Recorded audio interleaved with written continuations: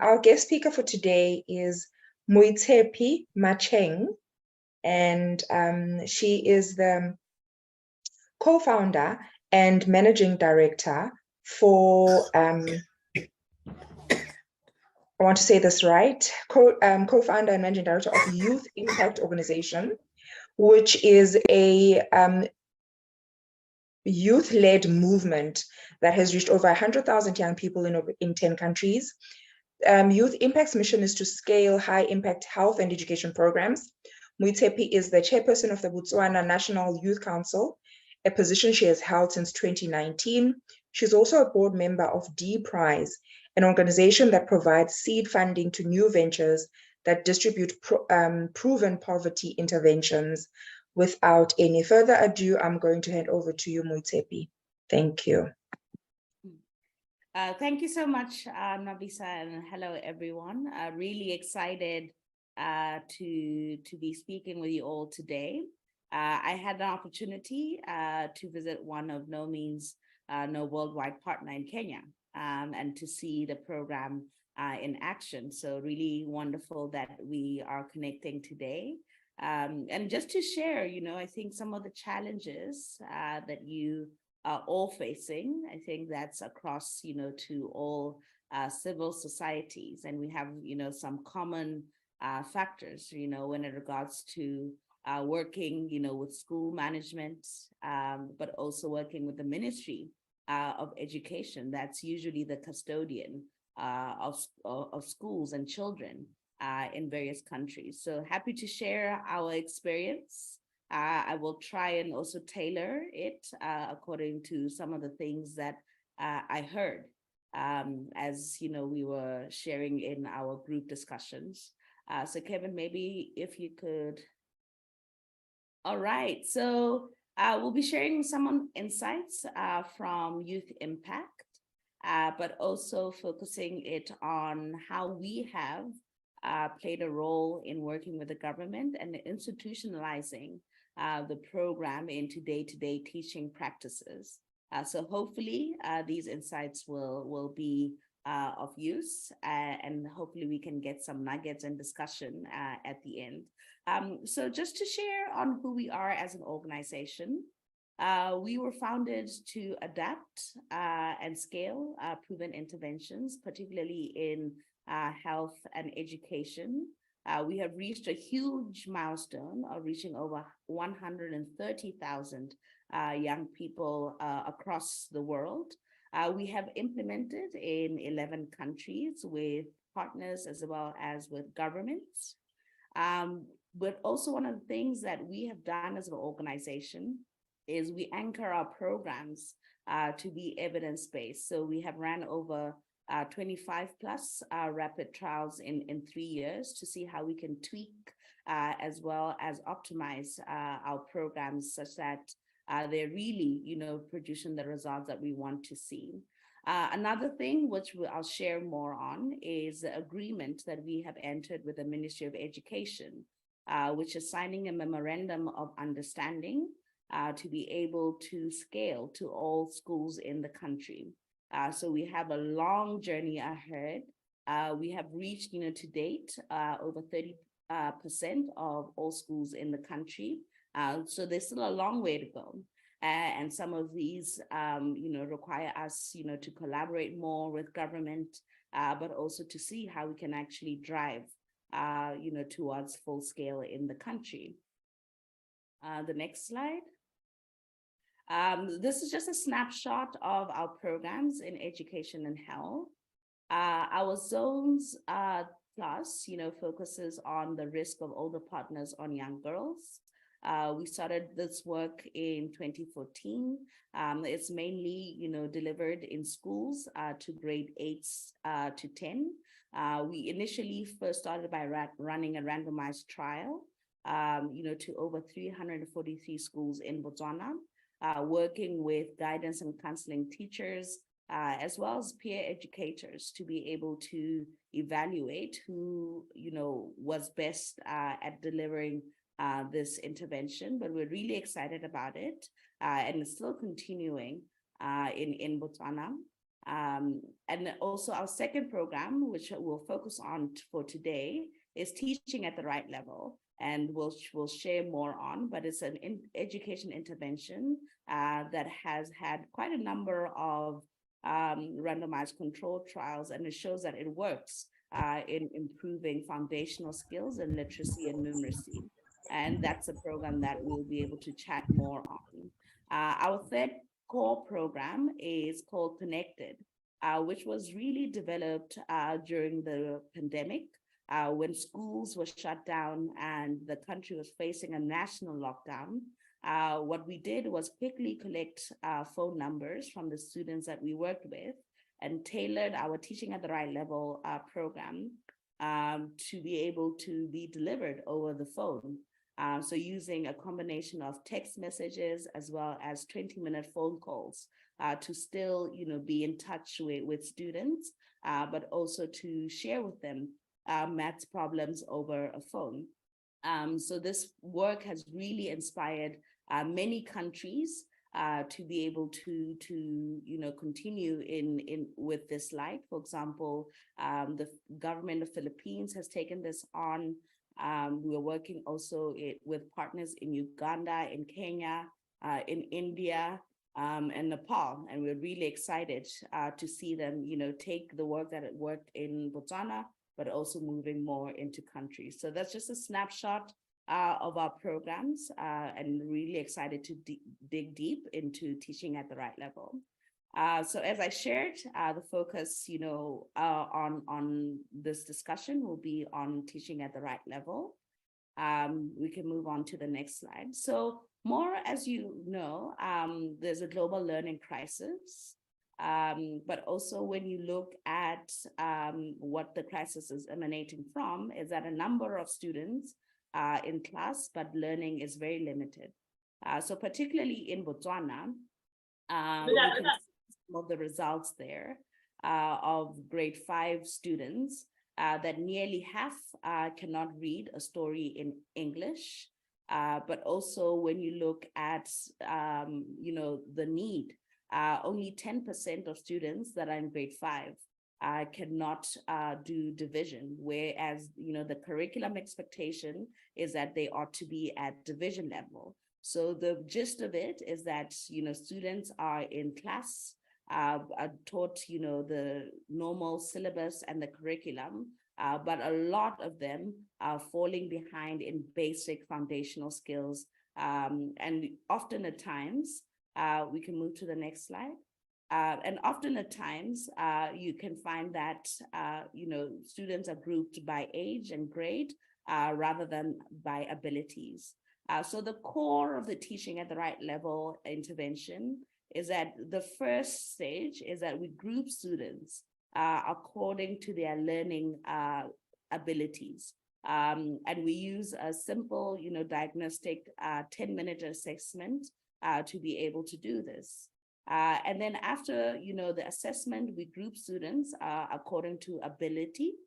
And then we use fun and engaging material, such as sticks and stones, where, you can be able to get them easily from the ground to target teaching according to their different learning abilities. So for example, there will be a group 1 for addition, a group for subtraction, a group for multiplication, and a group for division. And we teach at their level of ability.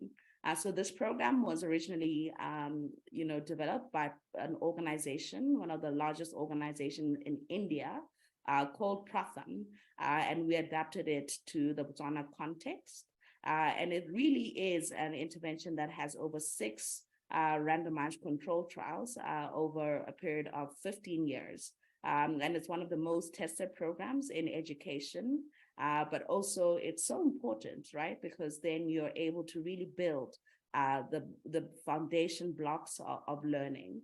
If a student's able to count, if a student's able to read, that is a right. And that means that they can essentially access the world. Next slide. So just to share a little bit more on our 2 delivery models. In Botswana, we have our direct delivery, And this is having, directly employed peer educators by Youth Impact. And we use our direct delivery to be able to test and optimize the program. We test, different variations of the program with the goal to be able, to simplify the program such that when it goes to national scale, or rather embedded in the government existing, frameworks, then it's, very much minimal, but also ready to go. We also use the direct delivery model to be able to inspire and catalyze change. So when, teachers and school principals experience the program in the direct delivery, they get interested. They want to know more. They want to be trained more on the program. And we found that this strategy actually works to really, build that momentum for people to actually come and see what teaching at the right level looks like, but also to be inspired by what it looks like, in the classrooms. Our second delivery model is a fusion of youth volunteers that are hired directly by the government and often at times placed in schools. So one of our questions there was that how can we tap into existing government models that are in schools for us to be able to work with them for them to implement teaching at the right level and all our programs. We also have teachers in schools, and we can't introduce a program in schools if we don't involve teachers, because they are the key stakeholders when it comes to learning, and they want to be involved. So we use a combination of youth volunteers as well as teachers to be able to deliver teaching at the right level. And just to share, the TAL classroom is 1 hour. It's a 1 hour session over 30 days. And I heard, comment, on the group about sometimes finding the right time for a program to be implemented. And, in Botswana, we have that 1 hour after school where, we can be able to engage and implement the teaching at the right level program. But that has since changed due to COVID, as we are using a double shift system where, half of the students come in the morning and then the other half in the afternoon. So we really had to work with schools at individual level to find around the time of implementation. But you find that in the government-led delivery model, now schools are starting to infuse it into their day-to-day teaching practices. So instead of waiting for that hour after school, they're now doing teaching at the right level during the maths or the English classroom. But to get there really took a lot of sensitization and orientation, but also working with the schools and figuring out, how can we get their timetable, but also how can we advocate for the program to be delivered during the school session. Next slide. So just to share a little bit more on our pathway to scale with our government delivery. So as I shared, we have a national service program or youth volunteers who are young people that are placed in schools by the government, and this has been a scheme, a national scheme that has been running for over 10 years and is fully funded by the government. We also have teachers at the helm of delivery. Where do we come in to support government is we have key staff that are seconded in regional government offices. So one of our asks as we move into regions, we ask the regional directors to say, can you allocate us an office in your ministry that we can have our youth impact staff that will be supporting teachers as well as national service program youth volunteers. And having that support, really helps in order to monitor implementation, to be able to support teachers with some of the questions that they may have on the program, but also for data collection, which is also a big part in just ensuring that we can be able to see results after the 30-day implementation, but also assess, which students or which schools need much more support.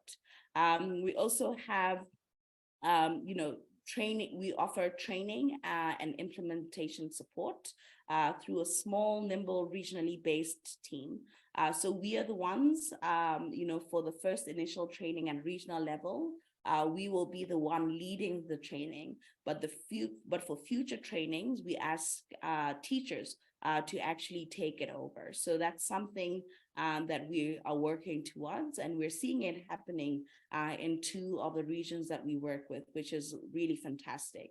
On the side there is our memorandum of understanding that we have signed with the Ministry of Basic Education to enable us to be able to, formulate a partnership, but also ensure that, we have the support at the highest level of the program. And that's so important because when we get into regions or districts, teachers actually know about the program. They know that it's a program that's supported from the high level officers.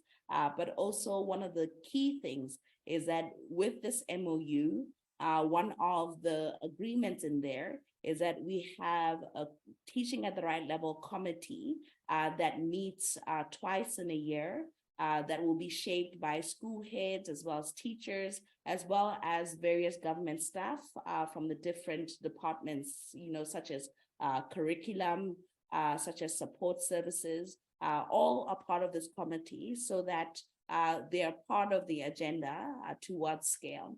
And, looking and listening to some of the challenges that, some of the partners face, is that it's important, that you get the top, officials to be in agreement with the path to scale, but also feel that they're involved in the journey. And hence why this establishing of the committee has really been beneficial.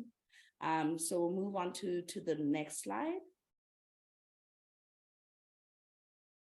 Yes, so just to share a little bit more of 4 lessons from scaling teaching at the right level in Botswana. The first one is around seizing opportunity where the problem, policies, and priorities converge, which we'll touch on. And then also fostering a culture of flexible adaptation and innovation.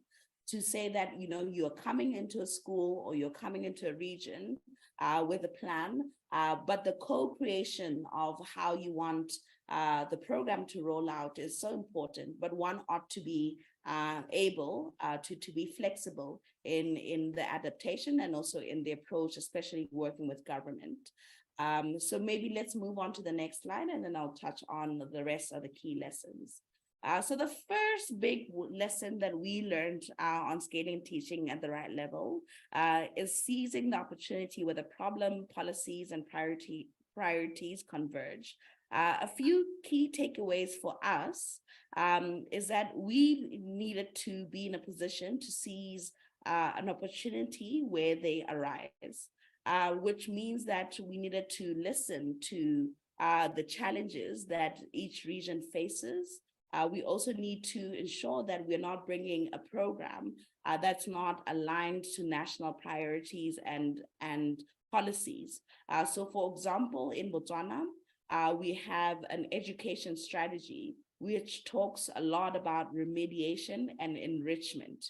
And we found that teaching at the right level fits into that because, it's a program that's delivered after school to support learning, particularly in the, in building foundational skills in literacy and maths. So the program really fits squarely into national priorities, and hence why I would say there was a lot of interest from the higher up offices to be, using the program as a strategy for remediating learning loss. But also it's important that when we are bringing in a program, that it resonates with teachers and school directors.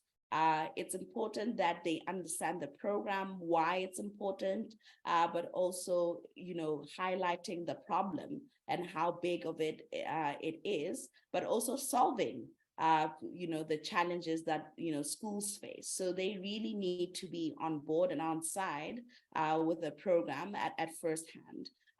They need to feel like that they own it. And that it will indeed, boost learning outcomes in the country, because at the end of the day, we want all children to learn. So really, that was the first big thing that we did in order to think through around where does teaching at the right level fit in the broader education goals of the country. The second lesson that we learned from this experience, second slide, is to foster a culture of flexible adaptation and innovation. So one of the conversations we had earlier on with the regional directors is, the need to adapt the teaching at the right level model to the Botswana context.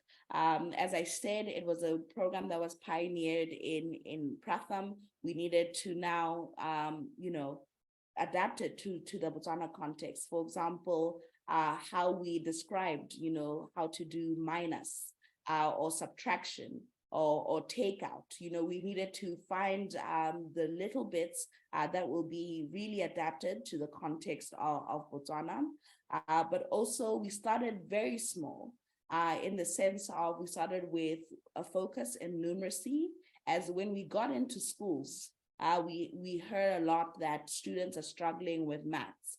So we started with numeracy and then laid on literacy. So the idea around starting very small, focusing on the need, the pressing need, and then layering on as it goes. I think this allows, people to understand the program. It also allows the organization, to build systems and support for teachers as well as national youth volunteers. But also it then, allows a distribution channel to be built earlier on. So the idea around starting very small and then layering on as you go. Another thing that we did from fostering this culture of flexibility and adaptation is we deliberately created space and time for reflection, collaborative learning, and adaptation within the scaling process. So after every implementation cycle, we meet with teachers and the school head to reflect on the implementation cycle, to look at the results, but also ensuring that we can be able to respond to the needs that are arising. For example, after COVID, typically students were sitting down on the floor and, mixing and mingling.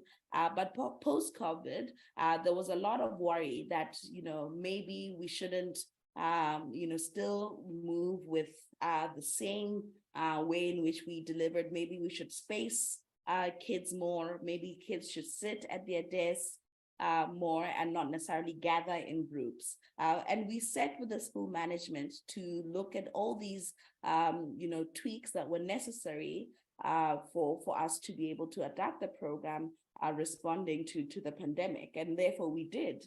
Now we don't necessarily have a lot of group sitting together, but more pair-based sharing.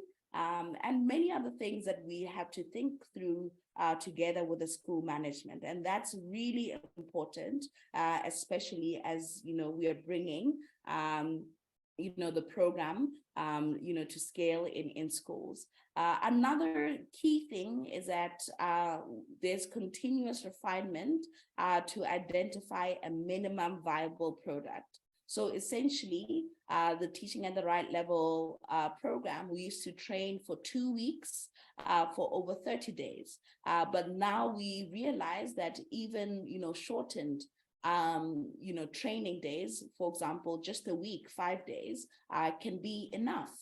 And we have learned to actually say that this works, because if you're trying to get government officials for training for 2 weeks, this means that they spend majority of their time outside work and outside of school, and usually that poses a challenge. But now it's very small, but also contained in a very shorter timeline, which is really, really exciting to be able to think through around how the scale actually look like. It's not only, according to the needs, but also it's very cost effective when you come to think about it.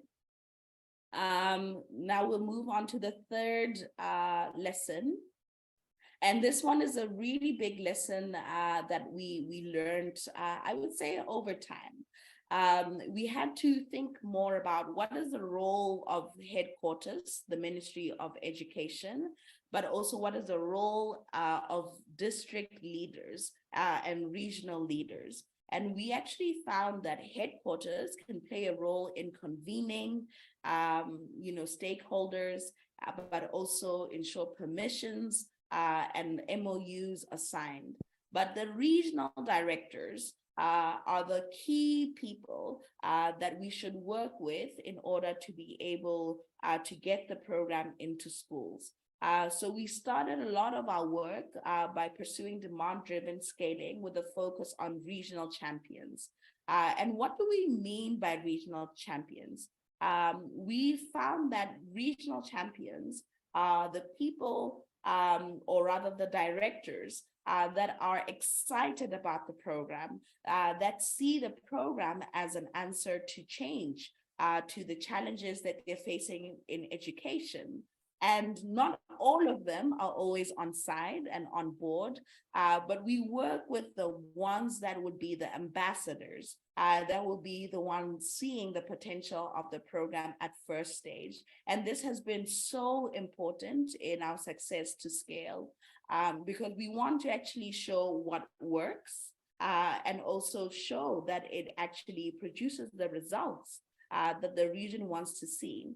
And then we can move on into other regions. So at first stage, we went into a school, a regional director meeting. We shared with them about the teaching at the right level. From that meeting, 3 of the regional directors raised their hand and said, when are you coming to train us Youth Impact?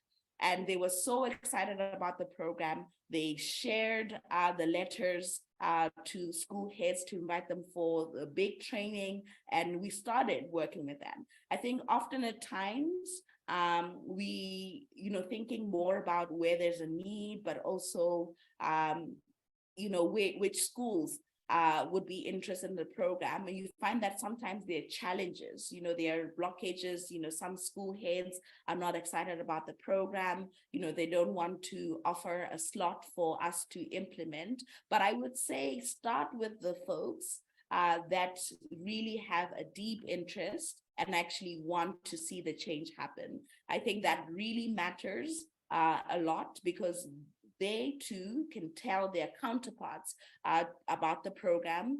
They too can be able to champion the program in meetings that we probably aren't in or have access to. So really starting with folks or school heads that are interested and are ready to implement the program. That's one of the insights that I would share, which has really shaped our scaling path in the organization.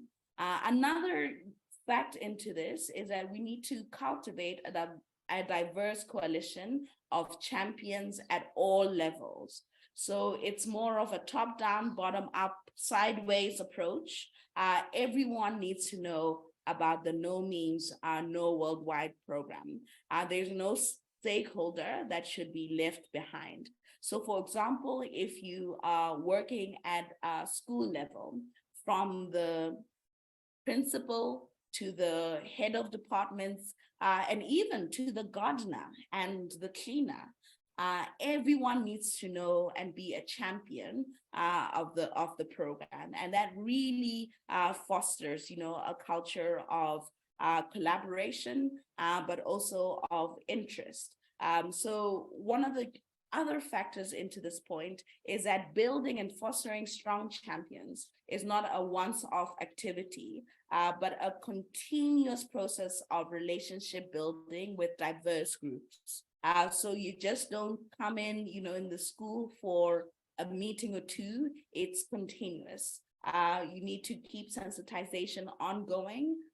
Your presence needs to be felt in the school, and everyone needs to know about you, and that is so important to be able to foster that championship of the program. Another factor around this is we have taken the follow the leader approach, which can really help link an innovation to key players in the education system and leverage their peer networks. Now, for example, we have directors, regional directors, who are champions of the program. We've struggled, with some regions in for them to implement the program. But now what we do is we ask the regional director, for example, in Northeast, to call their counterparts, in other regions to be able to spread the message and also to be able to share the results from teaching at the right level. And that usually works because if, for example, the results in Northeast are improving and they are not improving, for example, in another region such as, Southeast, when they hear it from their counterpart, they get a light bulb moment to say, I must be doing something wrong.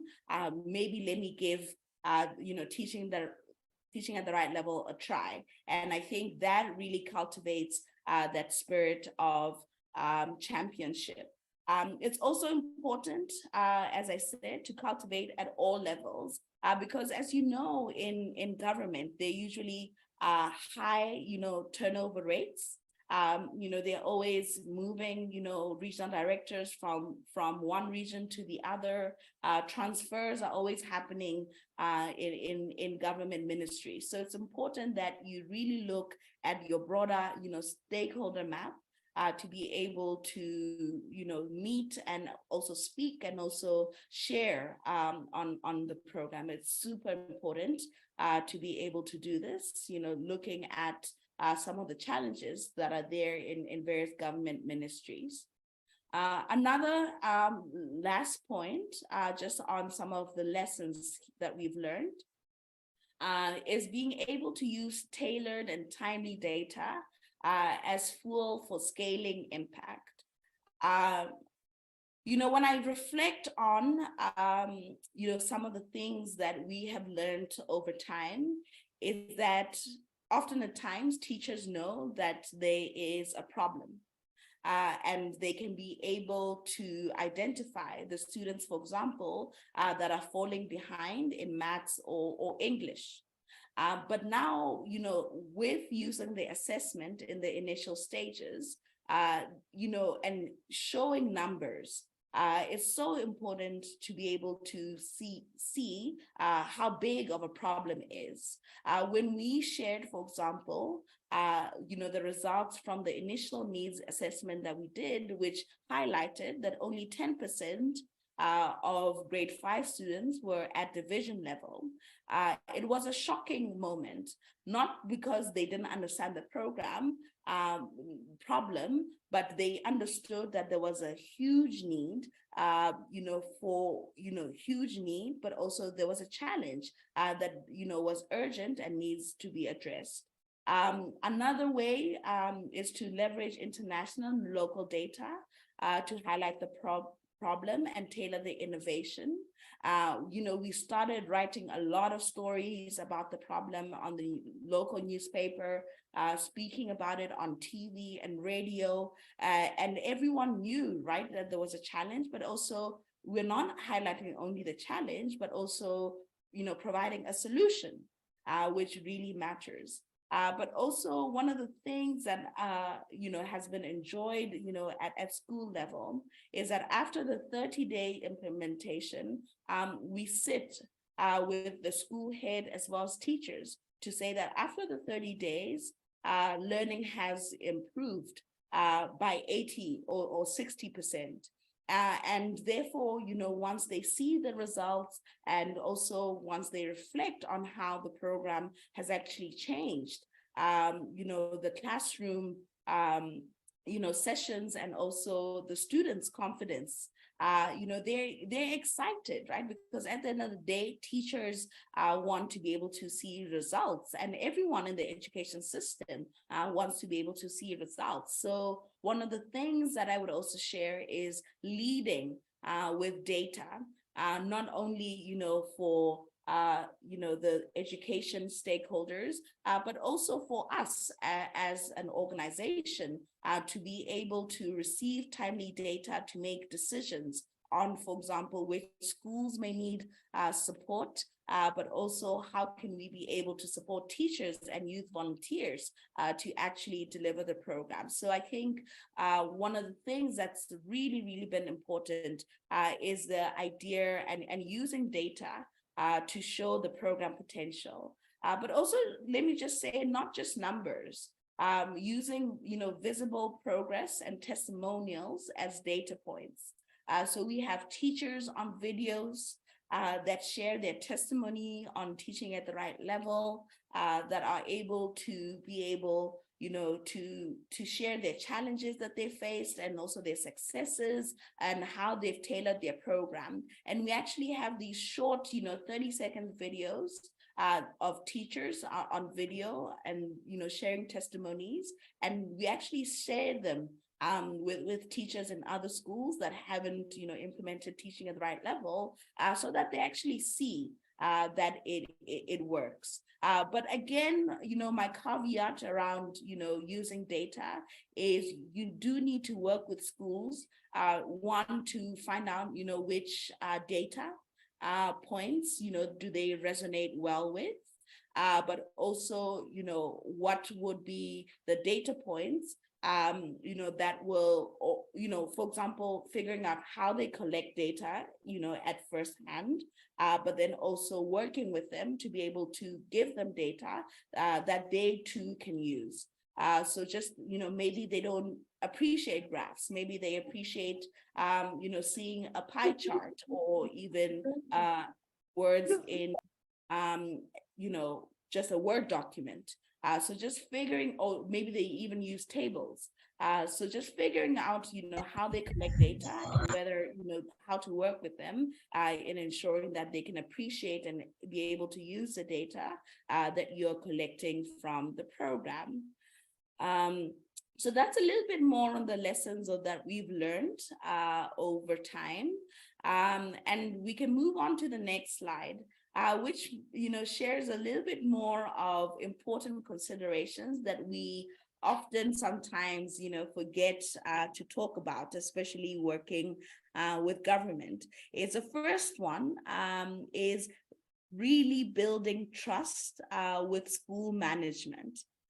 Building a rapport with school management, the school head, as well as teachers. It's important, to foster collaboration and ownership through aligning incentives, understanding why, the program is important, developing shared agendas. When coming into a meeting, you're not just the one presenting, you're also, listening and hearing from them. What do they actually need, for the program to be successful? And also making time for regular discussion. I can't overemphasize this. It's so important because it really, matters, right? In building that friendship and trust with school management in order for them to be really excited about the program, and for them to actually know that we are co-creating this together. It's not just, Youth Impact coming to the party and letting us know what we need to do. We sit and co-create the plans of implementation together with school managements.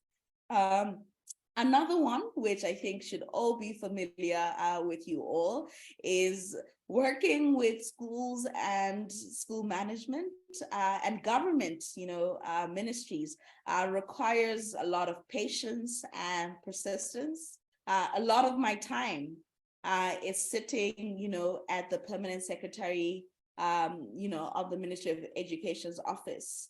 For hours, she would say, I'll see you at 7:30 in the morning. And then, she changes. And, the next day, she changes. But also it requires a lot of persistence. So yes, you do require patience, but you also need to be pushy, right?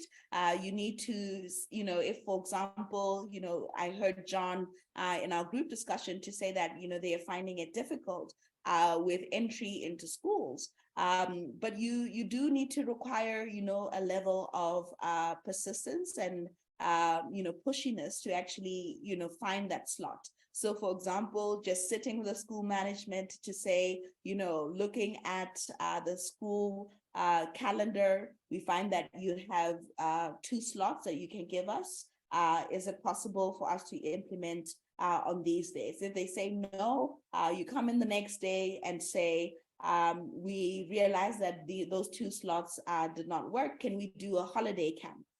So providing options and the persistence always works, particularly working with school administrators. And then the other one is building support structures.